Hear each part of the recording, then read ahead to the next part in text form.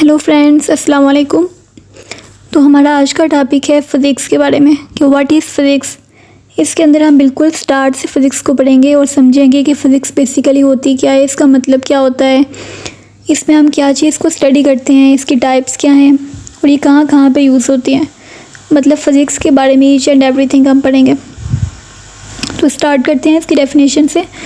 Physics is the study of matter, energy, space and time and how they interact. यानी physics जो है ना, ये इसके अंदर हम स्टडी करते हैं मैटर को, एनर्जी को, स्पेस को और टाइम को। इन चारों चीज़ों को स्टडी करते हैं और इसके अलावा हम ये भी पढ़ते हैं, ये भी जानते हैं कि ये चारों चीज़ें आपस में इंटरेक्ट किस तरह से करती हैं। ठीक है, चारों चीज़ें आपस में किस तरीके से इंटरेक्ट करती हैं। फॉर एग्ज़ाम्पल हम लेट्स सपोज करते हैं कि एप्पल ज़मीन पे क्यों गिरता है। तो एप्पल गिरता है ग्रेविटी की वजह से। दूसरा क्वेश्चन माइंड में आता है कि वाई स्काई इज़ ब्लू, क्या आसमान का जो कलर है वो ब्लू क्यों है। तो वो ब्लू इसलिए है लाइट स्कैटरिंग की वजह से। ये चीज़ें हमें कहाँ से पता चलती हैं, ये चीज़ें पता चलती हैं हमें फ़िज़िक्स से। नेक्स्ट हम आते हैं फ़िज़िक्स के स्कोप की तरफ कि फ़िज़िक्स का स्कोप कहाँ है। तो फ़िज़िक्स हर जगह पे है, माइक्रोस्कोपिक वर्ल्ड में है, मैक्रोस्कोपिक वर्ल्ड में है और एवरीडे लाइफ में हर जगह पे है। माइक्रोस्कोपिक वर्ल्ड हम किससे कहते हैं? माइक्रोस्कोपिक वर्ल्ड हम उससे कहते हैं जो चीज़ हम आम आँख से नहीं देख सकते। यानी हर वो चीज़ जिसको हम अपनी आम आँख से नहीं देख सकते, जिसको देखने के लिए हमें माइक्रोस्कोप की ज़रूरत होती है, उसको हम कहते हैं माइक्रोस्कोपिक थिंग। तो माइक्रोस्कोपिक वर्ल्ड से लेके इसमें आता है एटम, इलेक्ट्रॉन और मैकेनिक्स वगैरह। मैक्रोस्कोपिक वर्ड हम किसे कहते हैं कि वो चीज़ें जो हमारी आम आँख से बहुत बड़ी होती हैं। ठीक है, जैसे कि प्लैनेट्स हो गए, स्टार्स हो गए, गैलेक्सीज हो गई। ठीक है, हमारी डेली लाइफ में क्या क्या आता है, इलेक्ट्रिसिटी हो गई, साउंड हो गई, मशीन्स हो गई। तो कहने का मतलब ये है कि फ़िज़िक्स हर जगह पे है, माइक्रोस्कोपिक वर्ड से लेके मैक्रोस्कोपिक वर्ड तक और हमारी एवरीडे लाइफ तक हर जगह पे फ़िज़िक्स है। यानी छोटे छोटे टाइनी पार्टिकल से लेके पूरी बड़ी से बड़ी कायनात तक हर जगह पे फ़िज़िक्स का रोल है। नेक्स्ट हम पढ़ते हैं ब्रांचेज ऑफ फ़िज़िक्स के बारे में। तो फ़िज़िक्स की वैसे तो अनगिनत ब्रांचें हैं, बहुत ज़्यादा इसकी ब्रांचेज हैं, लेकिन हम यहाँ पे कोई 3-4 को डिस्कस करेंगे। सबसे पहले इसकी ब्रांच है क्लासिकल फ़िज़िक्स। क्लासिकल फ़िज़िक्स जो होती है ना, इसके अंदर हम बेसिकली मैकेनिक्स को पढ़ते हैं, थर्मोडायनामिक्स को पढ़ते हैं, वेव्स एंड साउंड को पढ़ते हैं और ऑप्टिक्स को पढ़ते हैं। ठीक है, ये ओल्ड फैशन है। क्लासिकल फ़िज़िक्स है ना, ये बिल्कुल बेसिक फ़िज़िक्स है जहाँ से फ़िज़िक्स स्टार्ट हुई थी। मैकेनिक्स के अंदर हम क्या चीज़ पढ़ते हैं? मैकेनिक्स के अंदर हम मोशन पढ़ते हैं, फोर्स को पढ़ते हैं, यानी बेसिकली हम न्यूटन्स के लॉज को पढ़ते हैं। थर्मोडायनामिक्स के अंदर हम क्या पढ़ते हैं? हीट और एनर्जी दोनों को पढ़ते हैं। ठीक है, जैसे कि प्रेशर कुकर हो गया, उसके अंदर एनर्जी भी है और हीट भी है, कुकर हो गया। वेव्स एंड साउंड के अंदर हम वेव्स को पढ़ते हैं, जैसे कि वाइब्रेशन हो गई, म्यूज़िक इंस्ट्रूमेंट हो गए, इस तरीके से। ऑप्टिक्स के अंदर हम क्या पढ़ते हैं? लाइट और विजन को पढ़ते हैं, जैसे कि मिरर हो गए, लेंसेस हो गए, रेनबोस हो गई। समझ आ गई बात की? तो क्लासिकल फ़िज़िक्स के अंदर हम बेसिकली ये चीज़ें पढ़ते हैं। अब नेक्स्ट हम आते हैं मॉडर्न फ़िज़िक्स की तरफ। तो मॉडर्न फ़िज़िक्स के अंदर जो मॉडर्न फ़िज़िक्स है ना, ये आई थी बेसिकली 20th सेंचुरी के बाद। उससे पहले क्लासिकल फ़िज़िक्स चलती थी। 20th सेंचुरी के बाद आई थी मॉडर्न फ़िज़िक्स। मॉडर्न फ़िज़िक्स के अंदर हम क्या पढ़ते हैं? रिलेटिविटी पढ़ते हैं, क्वांटम मैकेनिक्स पढ़ते हैं और न्यूक्लियर फ़िज़िक्स पढ़ते हैं। अब आप पूछेंगे कि रिलेटिविटी क्या होती है? तो रिलेटिविटी बेसिकली आइंस्टाइन की थ्योरी है, theory of relativity. Quantum mechanics के अंदर हम क्या पढ़ते हैं? एटम के बिहेवियर को पढ़ते हैं और फोटॉन्स के बिहेवियर को पढ़ते हैं। ठीक है, जैसे कि लेज़र्स के अंदर, कंप्यूटर्स के अंदर। न्यूक्लियर फ़िज़िक्स के अंदर हम क्या पढ़ते हैं? न्यूक्लियस के अकॉर्डिंग चीज़ें पढ़ते हैं, रिएक्टिविटी पढ़ते हैं, न्यूक्लियर एनर्जी को पढ़ते हैं। समझ आ गई? नेक्स्ट हम आते हैं अप्लाइड फ़िज़िक्स की तरफ। ये डेली रूटीन में यूज़ होती है, जैसे कि इलेक्ट्रॉनिक्स में यूज़ होती है। इलेक्ट्रॉनिक्स के अंदर हमारे पास मोबाइल्स आ जाते हैं, टीवी आ जाता है, इस तरह की चीज़ें। ये एस्ट्रोफिज़िक्स में यूज़ होती है, जैसे कि स्पेस को स्टडी करने के लिए। और ये मेडिकल फ़िज़िक्स में भी यूज़ होती है, जैसे कि एक्सरेस करने के लिए। एमआरआई मशीन्स में यूज़ होती है। तो ये हमने बेसिकली 3 ब्रांचेस पढ़ी हैं फिज़िक्स की। वैसे तो इसकी बहुत सारी ब्रांचेस हैं, लेकिन यहाँ पे हम 3 पढ़े हैं। अब नेक्स्ट टॉपिक है हमारा फंडामेंटल क्वांटिटीज़, यानी कि बेस क्वांटिटीज़। फंडामेंटल क्वांटिटीज़ क्या होती हैं? ये वो चीज़ें हैं जिनके बगैर फिज़िक्स का कैलकुलेशन पॉसिबल ही नहीं है, ठीक है। इसके बगैर हम फिज़िक्स को इमेजिन भी नहीं कर सकते। चीज़ों को मेजर करने के लिए यूज़ होती हैं ये। सबसे पहली क्वांटिटी है इसमें लेंथ। लेंथ का यूनिट होता है मैस।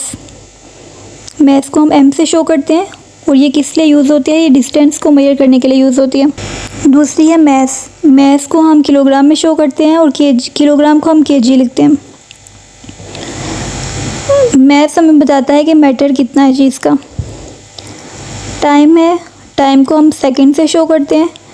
टाइम मतलब कि चीज़ का करने का ड्यूरेशन कितना है।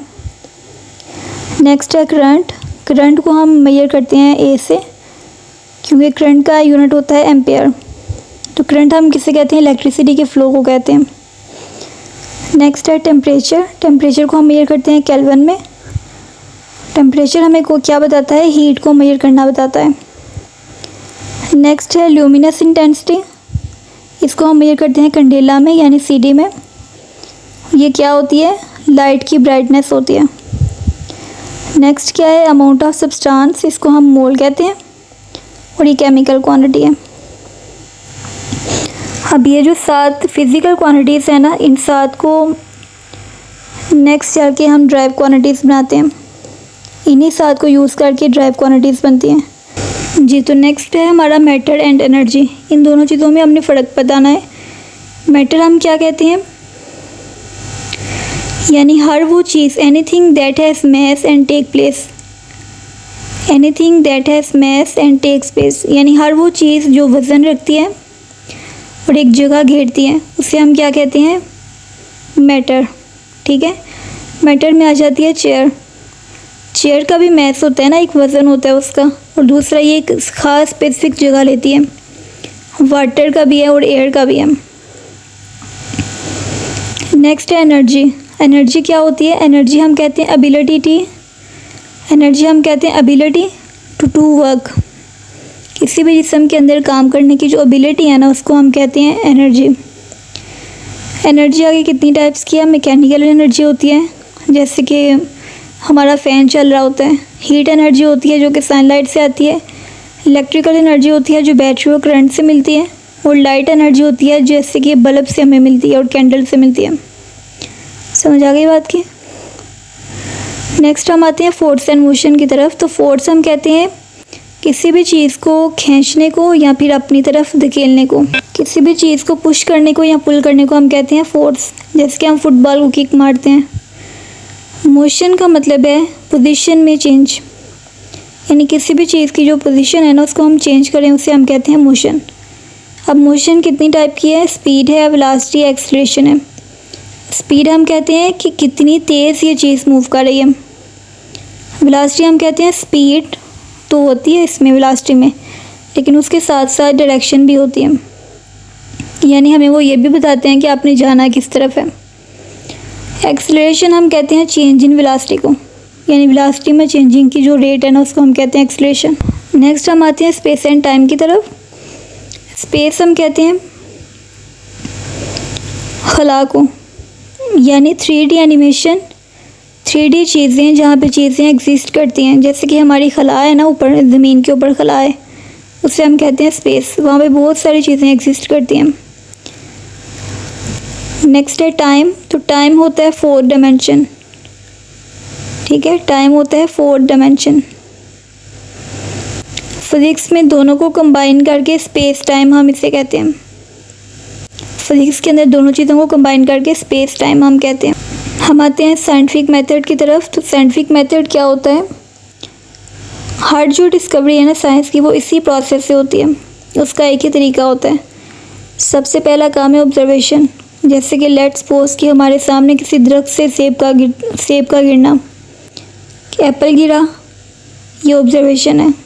ऑब्जर्वेशन से नेक्स्ट स्टेप आता है हाइपोथेसिस, ठीक है, यानी हम अज्यूम करते हैं। अब अज्यूम किया हमने कि शायद अर्थ इसको पुल करती है, शायद वाली बात है, शायद अर्थ इसको पुल करती है। हाइपोथेसिस के बाद हम आते हैं एक्सपेरिमेंट की तरफ, यानी हम बार बार उसका टेस्ट करते हैं कि वाकई में अर्थ ही उसको पुल करती है। नेक्स्ट आती है थ्योरी की तरफ। थ्योरी के अंदर हम क्या कहते हैं, ग्रेविटी को एक्सप्लेन करते हैं, यानी रिटर्न में हम चीज़ को लिखते हैं कि इसको एक्सप्लेन करते हैं। नेक्स्ट आता है लॉ। इस चीज़ से हमारा जाके आगे लॉ बना है जिसको हम न्यूटन्स लॉ ऑफ ग्रेविटेशन कहते हैं। अब हमारा टॉपिक है फिज़िक्स इन डेली लाइफ, यानी डेली लाइफ में फ़िज़िक्स का यूज़ कहाँ कहाँ पे हो रहा है। तो सबसे पहले इलेक्ट्रॉनिक्स में हो रहा है, जैसे कि मोबाइल वगैरह में, इलेक्ट्रोमैग्नेटिक में हो रहा है, इंटरनेट में, थर्मोडायनामिक्स में इसका यूज़ हो रहा है जिससे जैसे कार इंजन होता है, एरोडायनामिक्स में हो रहा है जैसे कि प्लेन है, मेडिसिन में यूज़ हो रहा है जैसे कि एक्सरे, अल्ट्रासाउंड वगैरह। ठीक है, यानी डेली लाइफ की हर चीज़ में इसका यूज़ हो रहा है। नेक्स्ट हम बात करते हैं करियर्स इन फिज़िक्स, यानी फ़िज़िक्स पढ़ने के बाद आप किस किस करियर में जा सकते हैं। तो सबसे पहला है साइंटिस्ट, यानी रिसर्च लैब में जा सकते हैं, इंजीनियर बन सकते हैं, इलेक्ट्रॉनिक्स के, मैकेनिकल के, सिविल के, टीचर प्रोफेसर बन सकते हैं, मेडिकल फिजिस्ट बन सकते हैं, स्पेस साइंटिस्ट बन सकते हैं। ठीक है, ये सारी चीज़ें इसके अंदर आएंगी। सो गाइस, फिज़िक्स हमें दुनिया को समझने का तरीका सिखाती है और बगैर फिज़िक्स के ना तो टेक्नोलॉजी होती है और ना ही मॉडर्न लाइफ। आई होप मैं आपको अच्छे से क्लियर कर पाई हूँ। कल मिलते हैं एक नई वीडियो के साथ। अपना बहुत सारा ख्याल रखिएगा। अल्लाह हाफिज़।